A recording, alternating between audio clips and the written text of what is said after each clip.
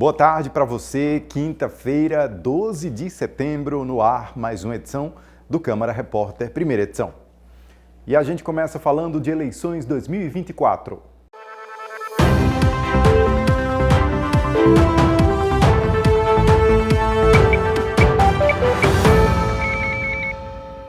O pleito desse ano no Rio Grande do Norte vem com algumas mudanças no número de vereadores em 11 cidades. A alteração é com base no número da população de cada município. Natal manteve as 29 cadeiras de vereadores e vereadoras. De acordo com o Tribunal Regional Eleitoral, em 6 cidades do estado, os eleitores vão precisar eleger mais vereadores. Em outras 5, o número de candidatos eleitos será menor. O motivo da mudança é o resultado do censo 2022 do IBGE, ou seja, com base no aumento ou redução da população nesses municípios. Como nós tivemos o censo em 2022, houve uma mudança do número de habitantes das cidades. E foi em razão disso que algumas cidades tiveram uma diminuição do número de vereadores, enquanto que outras tiveram ganhos no número de vagas na Câmara Municipal. Aqui no Rio Grande do Norte nós tivemos 11 municípios em que ocorreram mudanças, tanto para mais como para menos. As 2 cidades que nós podemos citar seria Parnamirim, que ganhou 2 vagas na Câmara Municipal, e no caso de Mossoró teve um decréscimo de 2 vagas, em razão do número de habitantes das 2 cidades. Parnamirim houve um crescimento, enquanto que em Mossoró houve uma redução do número de habitantes. As cidades que terão aumento no número de vagas para vereadores são Parnamirim, de 18 para 21, Ceará-Mirim, de 15 para 17, Tibau do Sul, de 9 para 11, Nísia Floresta, de 11 para 13, Pau dos Ferros, de 11 para 13 e Extremóis, de 11 para 15. As 5 cidades que terão redução nas vagas são Mossoró, de 23 para 21, Tangará, de 11 para 9 cadeiras, Macau, de 13 para 11, Canguaretama, de 13 para 11 e Panguaçu, de 11 para 9. Com 751 mil habitantes, a capital potiguara é a cidade que pode eleger o maior número de vereadores, com 29 parlamentares no total. De acordo com a lei eleitoral, existe um número mínimo e máximo de vereadores eleitos de acordo com o número de habitantes do município. A Constituição define quantos vereadores pode ter cada município de acordo com os habitantes daquele município. Então, no caso, as leis orgânicas das cidades, elas definem por meio da Constituição Federal. E não pode fugir do que está descrito lá. Então, por exemplo, nós temos um número mínimo de vereadores, de acordo com a Constituição, que são 9, em cidades até 15 mil habitantes. E o máximo são 55 vereadores em cidades até com mais de 8 milhões de habitantes. E o Ministério Público do Rio Grande do Norte lançou um novo serviço na Central de Informações do Cidadão voltado às eleições 2024. Hugo Fernandes tem as informações. Com o novo serviço do Ministério Público voltado para as eleições deste ano, os eleitores poderão fazer denúncias, identificar o promotor eleitoral responsável por sua cidade e esclarecer dúvidas sobre a atuação do MP por meio do WhatsApp. O serviço é acessível por meio do número 84 99972 2389 e funciona de maneira automatizada 24 horas por dia. O atendimento está disponível de segunda a quinta, das 8 da manhã até as 5 da tarde e na sexta, das 8 da manhã até as 2 da tarde. Ao selecionar a opção MPRN Eleições 2024 no mundo do serviço, o cidadão pode acessar um mapa com os promotores eleitorais por região, além dos canais de denúncias e as consultas oferecidas pela ouvidoria do Ministério Público e também da Justiça Eleitoral. Questões relacionadas a locais de votação, título de eleitor, certidões e declarações devem ser resolvidas diretamente com o TRE. Agora um serviço, a CAERN termina na sexta-feira a campanha de renegociação de débitos. Edesiane Moreno traz mais informações para a gente e para quem quer aproveitar essa oportunidade. Consumidores potiguares que estão em débito com a CAERN têm até a próxima sexta-feira, dia 13, para aderir à campanha de negociação de dívidas. Estão sendo oferecidas condições especiais de pagamento. Aqui comigo está Giordano Filgueira, superintendente comercial da empresa, para falar sobre essa campanha. Como é que está sendo esse funcionamento dessa campanha esse ano, Giordano? A CAERN mantém até sexta-feira, dia 13, a primeira campanha de negociação de débitos de 2024. Todos os clientes que possuírem qualquer valor em aberto e precisarem negociar com a companhia, podem fazê-lo pagando apenas 5% do valor total do débito como entrada e o restante em até 60 meses. Quais são essas faturas que elas podem entrar na negociação? Todas as faturas podem entrar na negociação, contudo, aquelas anteriores a julho de 24, elas vão ter desconto integral de juros e multa por atraso. A pessoa que tem débito anterior, que não foi quitado, né, alguma negociação com a CAERN, como é que fica nessa questão? Os consumidores que possuírem débito anterior não totalmente quitado também podem fazer o parcelamento. Contudo, o valor da entrada ele é o dobro do valor normal. Se em vez de 5% vai ser 10%. Os consumidores de baixa renda da categoria social também podem negociar os débitos com valor de entrada menor. O valor da entrada é 3%.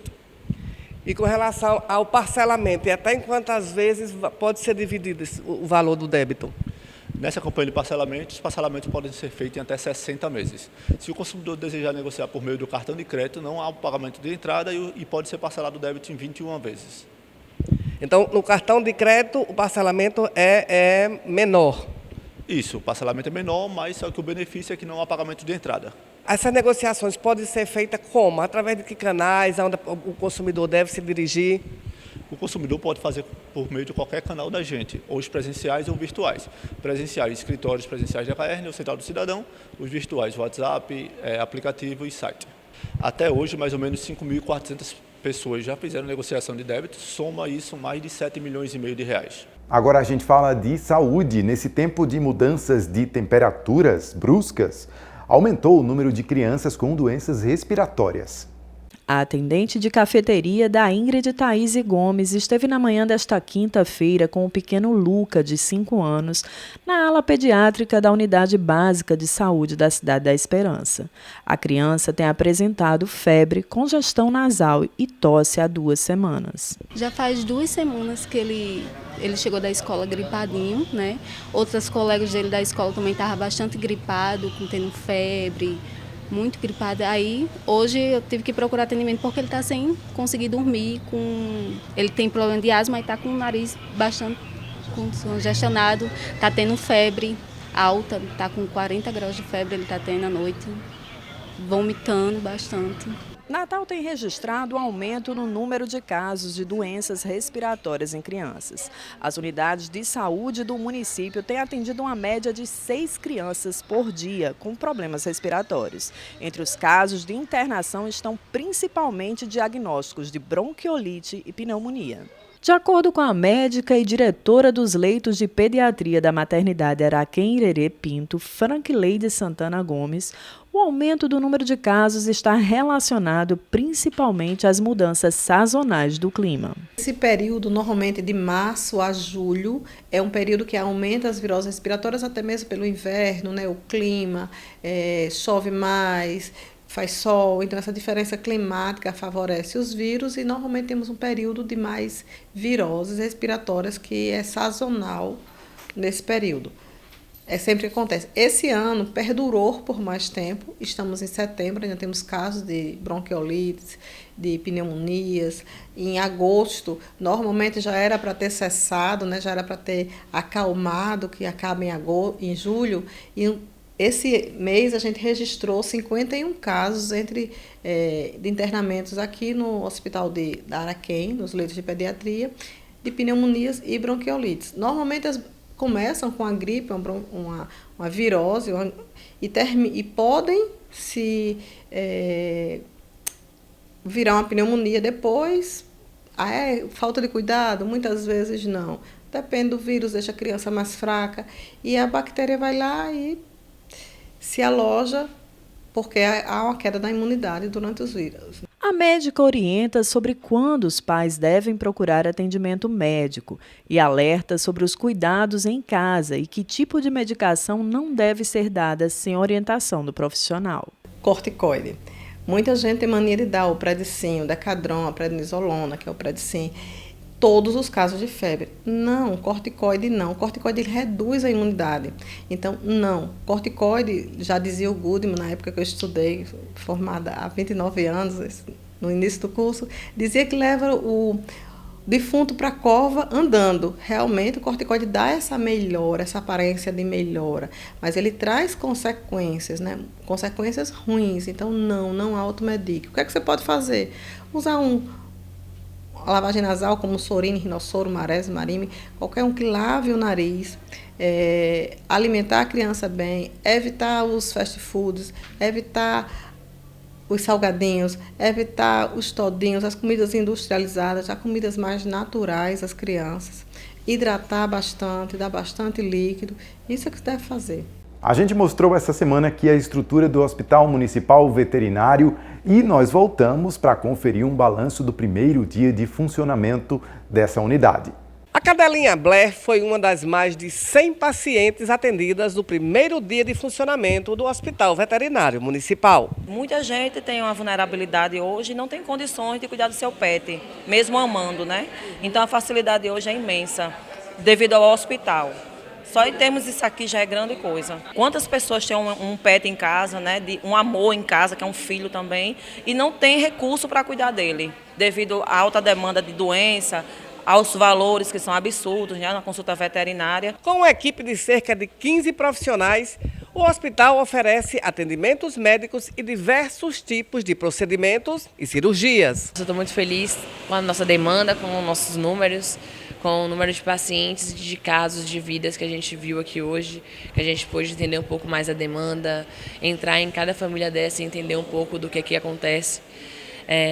A gente foi surpreso, assim, eu esperava também um número alto e eu gostei do que eu vi. A gente tem uma média de 15 profissionais, mas ainda tem alguns profissionais que a gente está para contratar. A gente tem aqui consulta clínica médica, tá?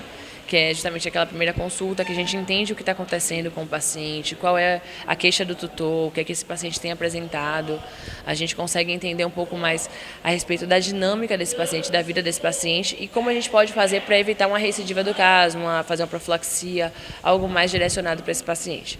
Além disso, a gente tem a parte clínica médica também para a parte de emergência, tá? Que são pacientes mais graves que chegam com a situação de urgência, a gente precisa passar em caráter de urgência na frente de todos os outros. Então a gente dá prioridade para esses casos, a gente atende esses casos na frente dos outros e dá todo o suporte e estabilização desse paciente para livrar esse paciente principalmente da dor. De acordo com a diretora do hospital, a castração de animais ainda não está sendo realizada na unidade, uma vez que o foco dos atendimentos está voltado para casos mais graves e complexos. Temporariamente a gente não faz castração porque o nosso foco, como eu falei, são cirurgias complexas. A gente atende o que é muito mais custoso para o tutor, na forma a nível, por exemplo, um paciente atropelado, um trauma.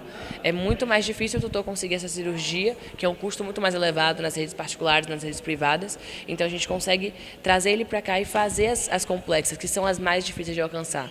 Não que a castração seja mais barata, tão barata, mas é mais fácil o acesso do que uma cirurgia de alta complexidade, até mesmo ortopédica. A gente faz ortopédica aqui também. Isso já é um avanço absurdo para o público. A depender da demanda, de como a gente estiver funcionando, eu não tenho dúvidas que a gente possa ter futuramente uma castração, sim.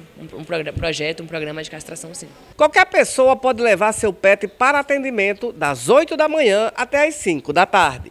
Para isso, basta apresentar documento com foto e comprovante de residência. A gente pede para que cheguem cedo, antes de tudo, cheguem cedo. Peço que tragam um comprovante de residência no seu nome e no nome do seu RG, no caso, né? Então, RG, passaporte, CNH, qualquer documento com foto, juntamente ao seu comprovante de residência, sendo ele telefone de celular, cartão de crédito, o que for. Traga para cá e a gente consegue abrir uma ficha, que é o prontuário médico desse paciente, e em cima dessa ficha que vocês vão trazer, esses documentos vocês vão estar trazendo para a gente. Daqui a pouco, o Ministério Público e o Ministério Público Federal recomendam ordenamento da via costeira para preservar a área de proteção ambiental. Em Natal e no Rio Grande do Norte, ONGs enfrentam dificuldade para manter inúmeros animais resgatados das ruas diariamente. É necessário que sejam criadas políticas públicas que auxiliem as ONGs nesse trabalho. O acúmulo de animais nas ruas gera doenças, sofrimento e procriação descontrolada das espécies. Convidamos a sociedade a abraçar essa causa. Uma campanha da União Pet Brasil.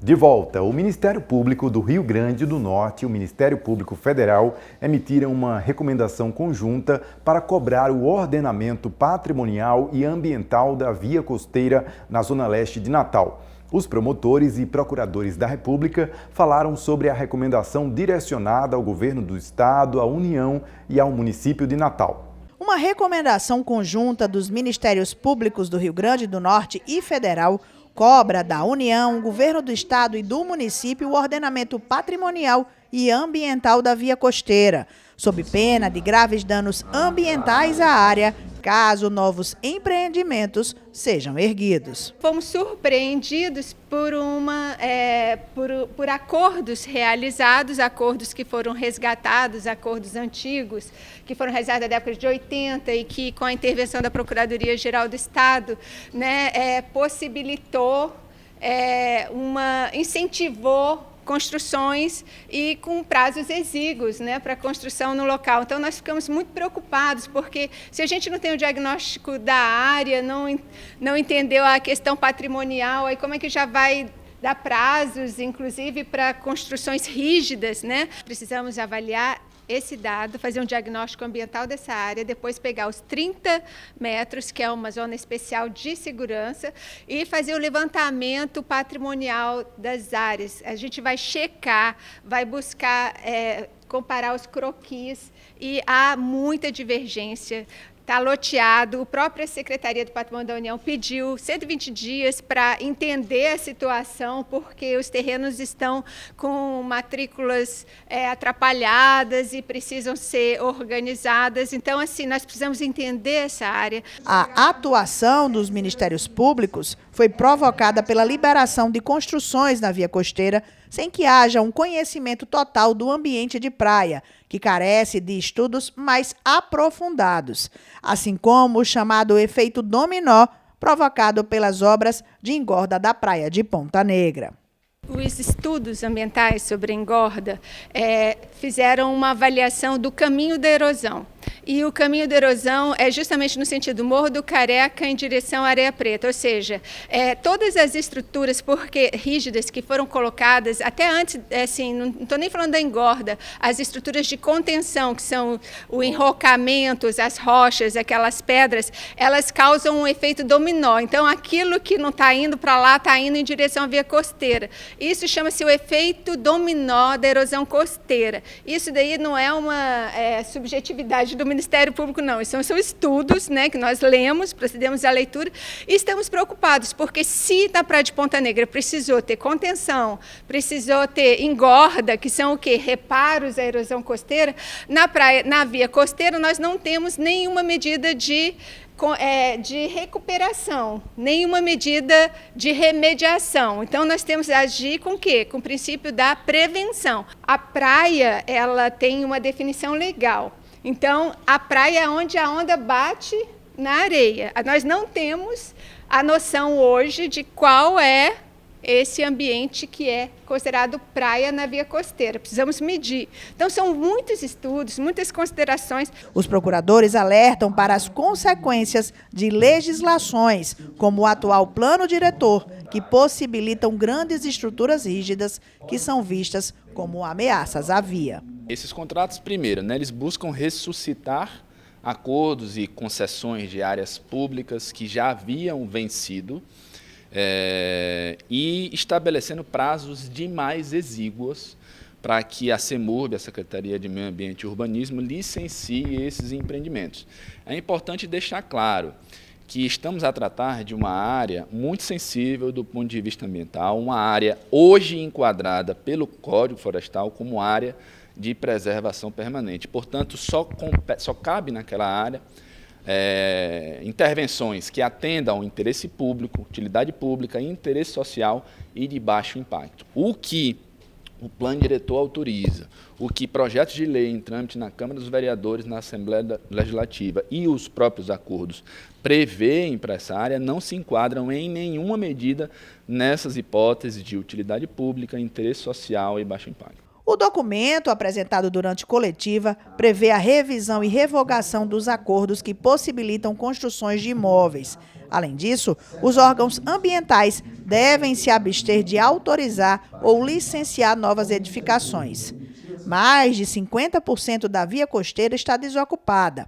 O MPRN e o MPF alertam para a necessidade de levantamento dos terrenos e estudos técnicos que apontem a situação atual. Um dos pontos centrais da recomendação diz respeito à criação da zona de amortecimento do Parque Estadual Dunas de Natal, que abrange 132 hectares entre Ponta Negra e Areia Preta. A zona de amortecimento é uma carência porque a lei exige, nós não temos aqui, mas nunca sentimos também tanta ameaça, né, naquela área. Não houve uma ameaça tão célere, tão forte, né, até agora, né, até com o novo plano diretor, né, com possibilidade de construção de condomínios. Então, assim, isso é uma ameaça e a gente tem que cuidar com o quê? Com a legislação federal que existe. Então, a legislação federal falou, olha, Parque das Dunas, unidade de conservação tem que ter uma zona de amortecimento. A recomendação, que é um instrumento extrajudicial, deve ser respondida pelos entes citados em 30 dias. Caso Estado, União e município acatem, devem apresentar um cronograma. A recomendação é um instrumento extrajudicial que os ministérios públicos têm à disposição para alertar os órgãos constituídos de ilegalidades ocorrentes. Obviamente, não atendida essa recomendação, por dever de ofício, caberá aos membros do Ministério Público o ajuizamento de ações na instância judicial correspondente.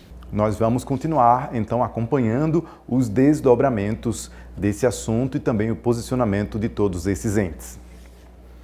E o governo estadual definiu medidas de uma lei de prevenção e enfrentamento ao assédio moral, sexual e outras formas de violência no âmbito dos órgãos e entidades da administração pública do Poder Executivo Estadual.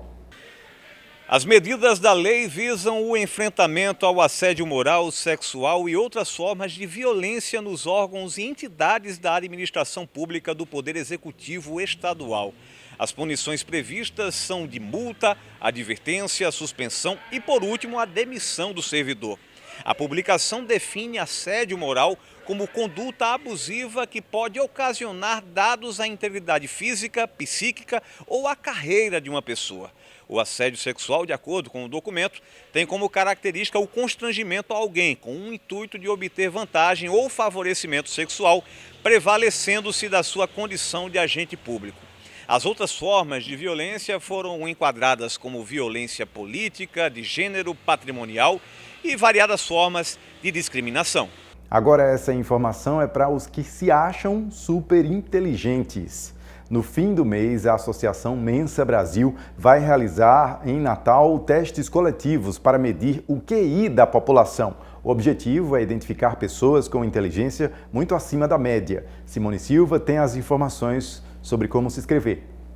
A Associação Mensa Brasil, que reúne pessoas com altas capacidades intelectuais e que integra um dos principais organismos de alto QI do mundo, promove em Natal, no próximo dia 27 de setembro, testes para identificar superdotados, ou seja, pessoas com inteligência acima da média. Os interessados podem se inscrever no site www.mensa.org.br. Os testes são voltados para pessoas acima de 17 anos que estão cursando ou já cursaram, mesmo que de forma parcial, o ensino superior. O horário e o local dos testes, que é presencial, será divulgado de forma individual para cada um dos inscritos. Estima-se que entre 3% e 5% da população seja formada por superdotados. E você já pensou em reger uma orquestra? Um curso se propõe a ensinar essa atividade e Hugo Fernandes tem as informações. O projeto Festival Sinfônico vai oferecer um curso gratuito de regência para maestros, ministrado pelo maestro Linus Lerner, num encontro junto a orquestras e bandas residentes no nosso estado. Serão oferecidos 3 dias de aulas gratuitas entre os dias 18 e 20 de setembro, no Papódromo. O formulário de inscrição e o material para o curso estão disponíveis no link que pode ser acessado pela bio do Instagram, @festivalsinfônico.rn. A programação terá carga horária de 18 horas, sendo ministrado em 2 turnos. Pela manhã, os alunos terão aulas teóricas. Já no período da tarde, aulas práticas de regência orquestral. No próximo dia 21 começa a primavera, mas na Fundação José Augusto, a Estação das Flores já começou com uma exposição de obras feitas com arte em machetaria. Os apreciadores de arte podem se encantar com a delicadeza da exposição Flores e Outros, de Ulisses Leopoldo, um mestre na arte da marchetaria, que desde muito jovem ficou deslumbrado com esse método. Machetaria, para mim, é uma parte da minha vida, como se diz. Se for para definir o que é machetaria, significa a incrustação ou a aplicação de peças planas sobre uma superfície plana. E o resultado daí tem que surgir figuras decorativas ou artísticas também planas. Pode usar metais, pode usar madeira, que é o que eu uso. Madeira, pode usar madrepérola, pode usar tartaruga, pode usar mármore, pedras gerais, tudo que você puder transformar numa superfície plana e criar uma figura plana também. Após 9 anos afastado das galerias, Ulisses Leopoldo retorna à cena cultural com sua 16ª exposição individual. São 29 trabalhos feitos em madeira, utilizando tons naturais inspirados na beleza das flores. Fazia 9 anos que eu não expunha, que eu estava parado, 9 anos. Aí eu vou fazer uma exposição. Como flores, floral, é um trabalho muito bem aceito por todo mundo, como se diz, todo mundo às vezes me encomenda. As pessoas pedem para fazer um trabalho individual em casa, sempre dá um tema de flor, eu digo, vou fazer um floral. Mas eu estava cansado de floral, eu fiz 3 assim, fugindo um pouquinho, mas a inspiração foi o tempo, a vontade de voltar a fazer. Com mais de 40 anos de experiência, Ulisses explora essa tradição milenar com um olhar moderno e sensível. Cada obra exposta é um testemunho do seu talento e dedicação, que combinam cores e texturas em composições únicas. As pessoas que gostam de arte e que não conhecem machetaria, que é um tipo de arte diferenciado, então venham aqui, está entendendo? Eu vou ficar muito feliz chegar aqui e ver meu livro assinado por um grande número de pessoas. A expectativa é que as pessoas gostem. Então fica o recado, a exposição Flores e Outros abre no dia 21, fica aberta até o dia 25 de setembro na Galeria Newton Navarro, na Fundação José Augusto, na Rua Jundiaí. Vale a pena conferir. É isso, a gente fica por aqui. Obrigado pela sua companhia. Mais informações no Câmara Repórter, segunda edição, com Larissa de Souza, ou agora mesmo no nosso portal, câmaramunicipaldinatal.com.br. Até amanhã.